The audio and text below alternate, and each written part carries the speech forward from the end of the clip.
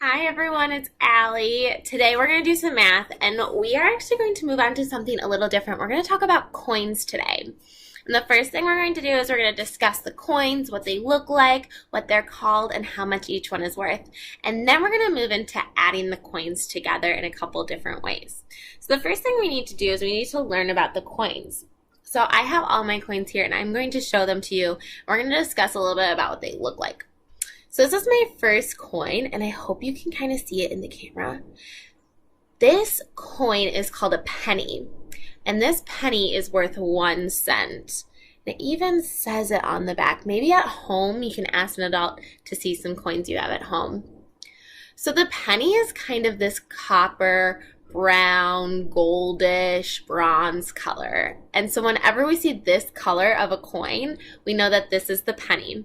And the penny is worth 1 cent. It is the smallest value of all of our coins. So I'm going to put my penny here on my board. I hope you can kind of see my penny there. I'm going to write its name next to it, penny, and it is worth 1 cent. And the sign for cents is this C with a line through it. Let me show you how I did that on my board. I drew a C and a line through it. And whenever you see that next to a number, then you know that we're talking about coins or cents. So my first one is this penny. It's got a picture of Abraham Lincoln on it. It's kind of this brown color, and it is worth 1 cent. That's our first coin. Our next coin is called a nickel. So this is a nickel. It is silver. You can see the face on the front.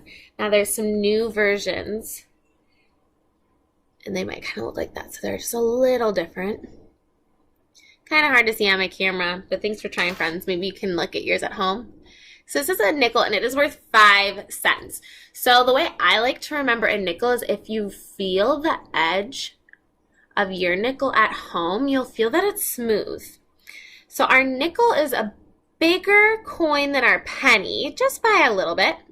It's a different color, and it has these really smooth sides. So that is a nickel. I'm going to put my nickel on my board. There we go. There's my nickel under the penny. Nickel, and this is worth 5 cents. So it would be like having 5 pennies gives me my nickel. All right, our next coin is called a dime. And here's what it looks like. It's actually the smallest of all the coins, which is confusing because it's a big number. But we can remember our dime is smaller and it has a bumpy edge. So compared to my nickel, it's a lot smaller and the edge has a bumpy edge and my nickel has a smooth edge. So we can just remember our little dime is worth 10 cents. 1 dime is 10 cents. So that would be like 2 nickels or 10 pennies. So dime, 10 cents. Sorry, I have a lot of coins under me. And there is my dime. Okay, so we have penny. That's our brown one. It's worth the smallest amount, 1 cent. Then we have our nickel. It's bigger than a penny. It's silver, and it has a smooth side. That's our nickel for 5 cents. Our dime is smaller than a nickel. It's silver like a nickel, but it has a bumpy side to it. So you can feel that side, and that is 10 cents. Our last coin that we're going to learn about today is the quarter. Here is our quarter. It is the biggest of all the coins. So it's bigger than a dime, bigger than a nickel, and bigger than a penny. And it's worth the most. This one also has a bumpy side if you want to feel the side.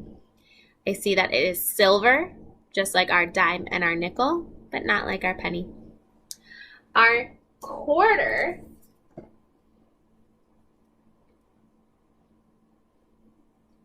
is worth 25 cents.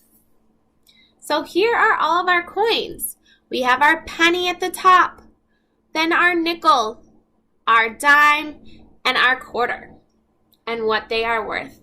1 cent for the penny, 5 cents for the nickel, 10 cents for the dime, and 25 cents for the quarter.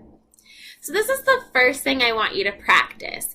Maybe you can practice this at home by having an adult hand you all the different coins, looking at the coin, feeling them, and remembering what their name is, and then how much they are worth.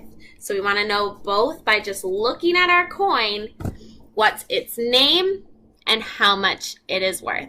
That is the first thing we want to practice when we are doing